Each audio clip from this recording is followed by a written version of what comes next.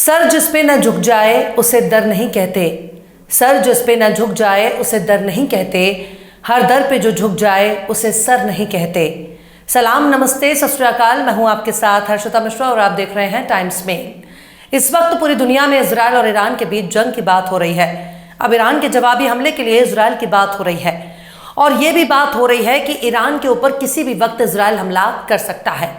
Israel ने Iran पर हमले की पूरी तैयारी कर ली है। किसी भी वक्त इजराइल हमला कर सकता है।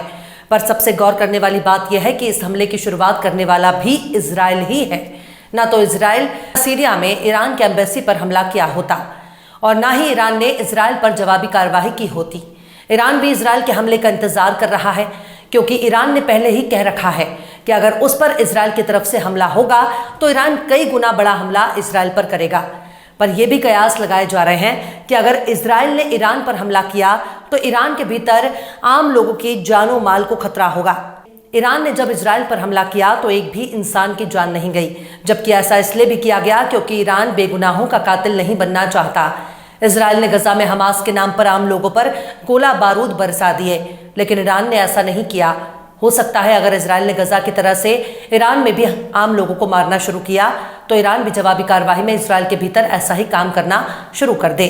लेकिन इतना तो तय है कि अगर इजराइल ने ईरान पर हमला किया तो ये जंग महज ईरान और इजराइल के बीच की जंग नहीं रह जाएगी, बल्कि तीसरे विश्व युद्ध की शुरुआत भी हो जाएगी, जिसमें अमेरिका परस्त देशों की पूरी जमात एक तरफ खड़ी होगी, जिसमें शामिल होंगे बड़े बड़े अरब के देश, जिसमें नजर आएंगे अरब के बड़े बड़े शेख जो अमेरिका को अपना माई बाप मानते हैं, जो अमेरिका के लिए मर मिटने को तैयार रहते हैं। वहीं दूसरी तरफ खड़ा होगा ईरान, वो ईरान जिसे अब 56 मुस्लिम बहनों का बड़ा भाई माना जा रहा है।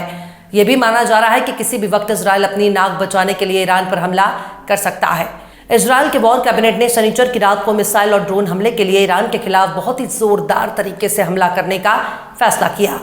इतवार की दोपहर को 3 घंटे से ज्यादा वक्त तक गौर फिक्र करने के बाद इजराइल की 5 मेंबर वाली बार कैबिनेट इस फैसले पर नहीं पहुंच सकी कि वे शनिचर की रात ईरान के मिसाइल और ड्रोन हमले का जवाब कैसे देगा।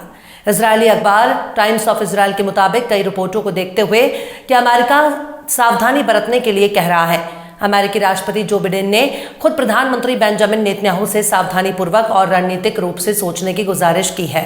टाइम्स ऑफ इजराइल ने कहा कि वॉर कैबिनेट ने अपनी बातचीत को सस्पेंड कर दिया, लेकिन चैनल 12 ने फिर से मीटिंग होने की उम्मीद जताई है। टाइम्स ऑफ इजराइल ने दूसरे मीडिया रिपोर्ट्स का हवाला भी दिया है और कहा कि इजराइल होम डेली न्यूज़पेपर ने एक इजरायली अधिकारी के हवाले से कहा कि एक जवाबी कार्रवाई होगी। वहीं एनबीसी नेटवर्क ने प्रधानमंत्री कार्यालय के सूत्र के हवाले से दावा किया है कि ईरान पर हमले के बारे में अभी कोई फैसला नहीं लिया गया, लेकिन इतना साफ है कि आईडीएफ को दूसरे रास्ते की तलाश है और यह भी साफ है कि इजराइल जवाब देगा। वहीं अगर भारतीय मीडिया की बात की जाए तो टाइम्स ऑफ इंडिया के नव भारत टाइम्स ने भी इजरायली चैनल 12 हवाले से दावा किया है कि ईरान के खिलाफ इजरायली हमले के लिए डिजाइन तैयार किया जा रहा है कि इजराइल अपने खिलाफ किसी भी कार्रवाई का जवाब दिए बिना शांत नहीं रहेगा।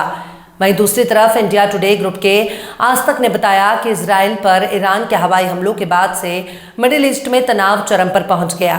ईरान ने इजराइल पर ताबड़तोड़ 300 मिसाइल और ड्रोन अटैक किए हैं, जिसके जवाब में अब इजराइल कार्रवाई करने के लिए तैयार है और बाकायदा ईरान के परमाणु ठिकानों को निशाना बना सकता है। आज तक ने बताया कि इजराइल के प्रधानमंत्री नेतन्याहू ने वॉर कैबिनेट की मीटिंग में ईरान पर हमले की प्लानिंग कर बातचीत की है।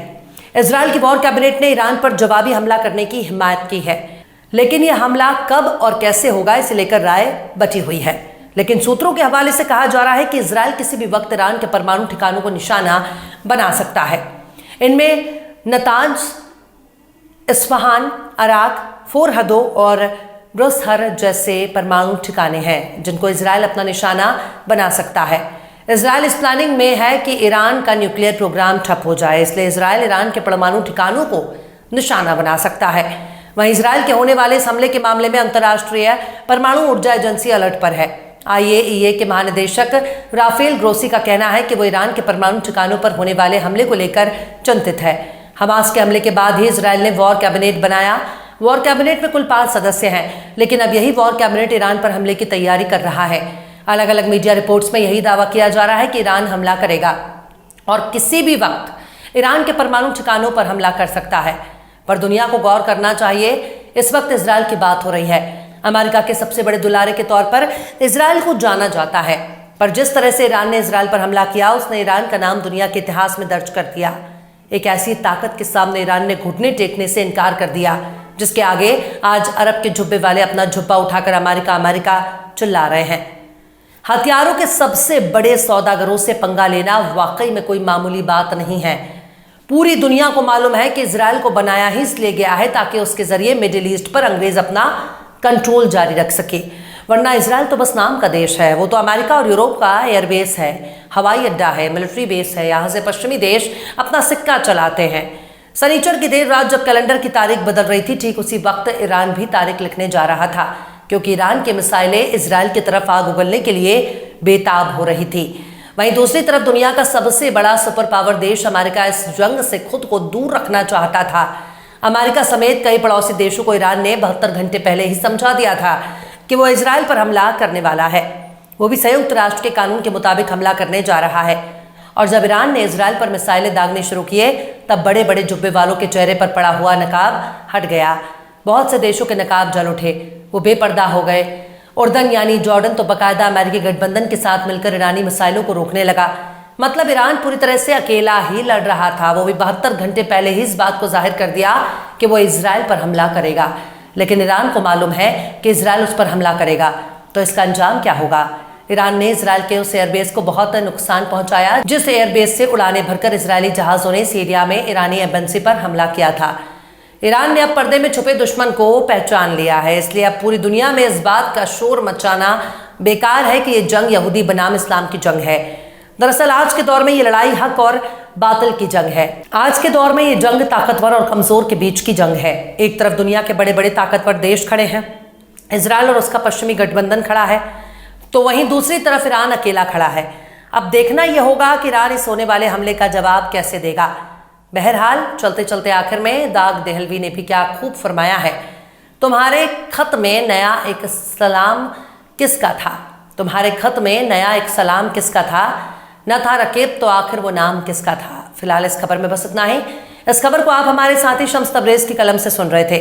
आपको कैसा लगा कमेंट बॉक्स में आप जरूर बताइएगा। वीडियो पसंद आए तो लाइक करें। हमारे वीडियो को डाउनलोड करके सोशल मीडिया पर अपलोड करने पर यूट्यूब और फेसबुक आपको ऑटोमेटिक कॉपीराइट स्ट्राइक भेजकर यूट्यूब चैनल और फेसबुक को बंद कर सकता है। इसलिए वीडियो पसंद आए तो यूट्यूब के वीडियो लिंक को फेसबुक, ट्विटर, व्हाट्सएप पर अपने रिश्तेदार यार दोस्तों को भी शेयर करें। और बेबाक, निष्पक्ष, स्वतंत्र पत्रकारिता को सपोर्ट करने के लिए आप हमारे चैनल टाइम्स मेल को जरूर से सब्सक्राइब करें। और हाँ, बेल आइकन की घंटी वाली बटन भी आप जरूर से दबा दें ताकि आपको हमारे आने वाले नए वीडियो की नोटिफिकेशन फौरन ही मिल जाए।